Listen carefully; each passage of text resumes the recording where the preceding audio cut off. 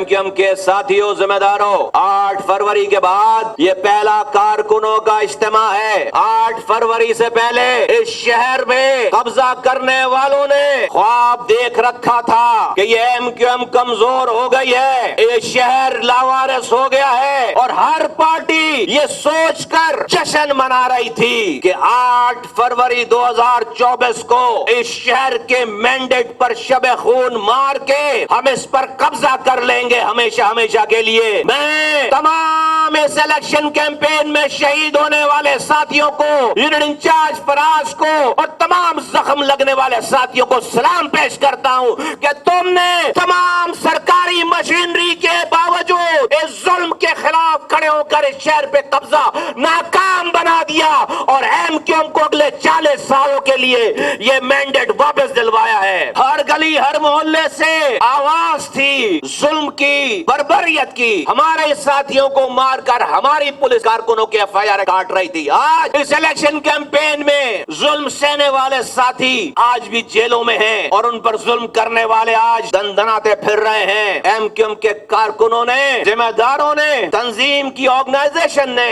निहत्ते हाथों, खाली हाथों बड़े बड़े अरबों रुपए कमाए हुए जागीरदार वडेरे सरमायादारों का मुकाबला किया। तुम्हें आफरीन है। लेकिन मेरे साथियों, जीत हासिल करना शायद आसान है, जीत को बरकरार रखना और जीत को कामयाबी में बदलना ये जीतने से ज्यादा मुश्किल काम है। हम इलेक्शन जीत गए, एमएनएमपीएस बन गए हैं, लेकिन अभी हमारी कामयाबी नहीं हुई है। हमारी कामयाबी उस वक्त होगी कि ये इलेक्शन जीतने वालों को जिन्होंने वोट दिया और जिन्होंने वोट नहीं दिया वो सब एक जुबान होकर कहें कि जो लोग जीते थे उन्होंने हमारे गली मोहल्लों में हमारे तसव्वुरात से भी ज्यादा काम किया है। जब दुश्मन हाथ उठाकर, मुखालिफ हाथ उठाकर दुआएं दे, वो दिन है कामयाबी का, वो कामयाबी का दिन है। तो हर जीतने वाला कामयाब नहीं है, हर हारने वाला नाकाम नहीं है। आज इस मुल्क के हालात, तबाही, बर्बादी सब जीतने वालों की वजह से है। सब जीत कर कोई वजीर बना, कोई वजीर आजम बना, एमएनएमपी बना, इस शहर का मेयर बना, सब जीते हुए हैं, कामयाब नहीं है। हमारी जीत हो गई है साथियों, हमारी जीत हो गई है, हमें अब कामयाब होना है।